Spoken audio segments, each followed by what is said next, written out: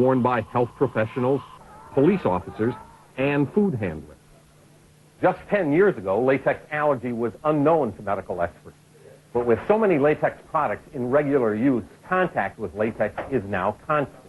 Latex allergy is growing to epidemic proportions. Millions of people are affected. Healthcare workers are at greatest risk, but experts also estimate that between 1 and 6% of the general population is afflicted. For most people, latex allergy means nothing more than annoying symptoms like weepy eyes and itchy hands.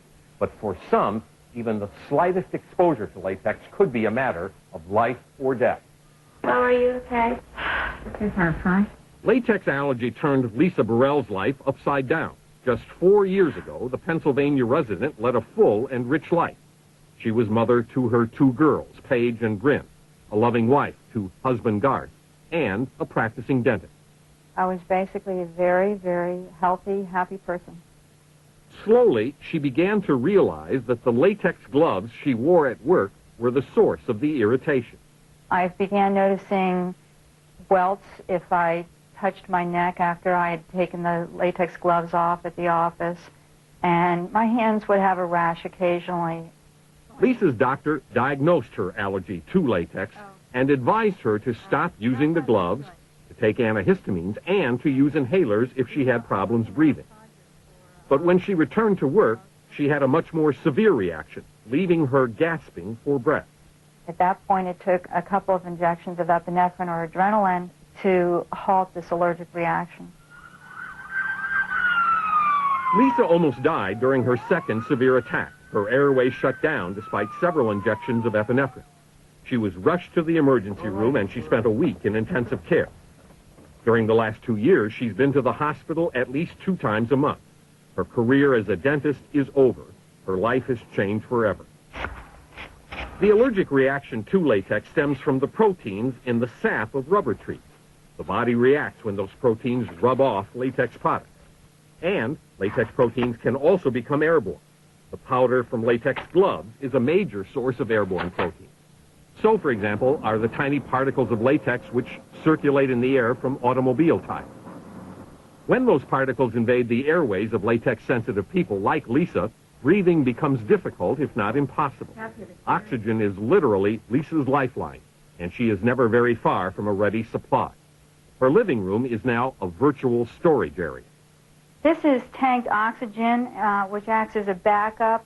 This is my portable oxygen tank here. This is what I take everywhere with me, and this gets refilled from the main tank. Protecting herself against latex is a daily struggle for Lisa, whose illness deeply affects the whole family. Can you get through the day, okay? Husband Garth worries constantly. It's really devastated our entire family, and especially the children. You know, they see the mother being very, very sick. The paramedics are here multiple times, and it gets old getting the phone calls and having... Garth and Lisa were surprised when she was diagnosed with latex allergy. Even doctors were not aware of it until the late 1980s. Dr. Dennis Owenby, the director of the Allergy Research Laboratory at Henry Ford Hospital in Detroit, witnessed some of those early cases.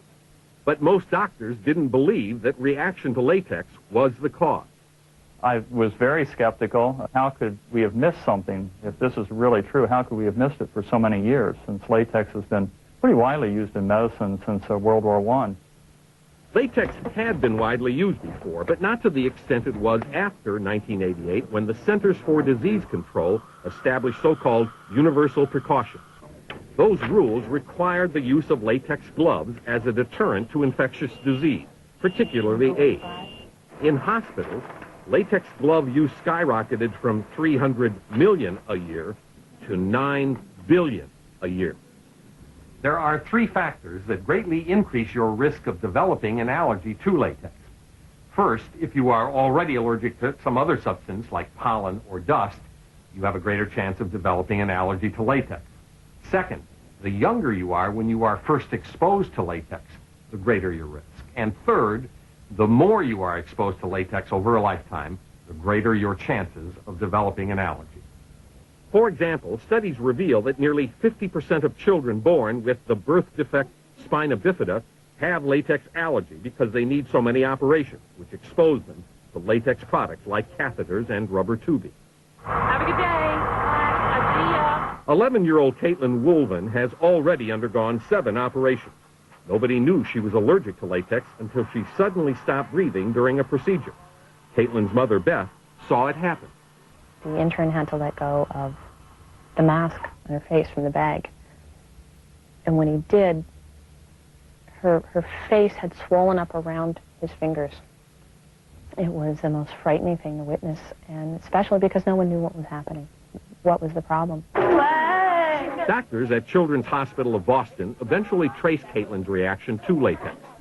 Her allergy often makes it hard to be just another kid in school. Look at that, perfect. Nice job. She's very, very allergic. A small amount will cause a reaction. If she just comes in contact and touches it on her hands, she goes, she washes, we realize it right away, we may be okay. If she touches something and she doesn't realize it, if she brings her hands up near her mouth, we have a major problem. But 3 allergic reactions have been strong enough to choke off her oxygen. And more than a dozen times while in the hospital, she's had to take medication to end reactions suffered because of the overwhelming presence of latex. Doctors don't yet have all the answers about how latex allergy develops or why some people are dangerously sensitive.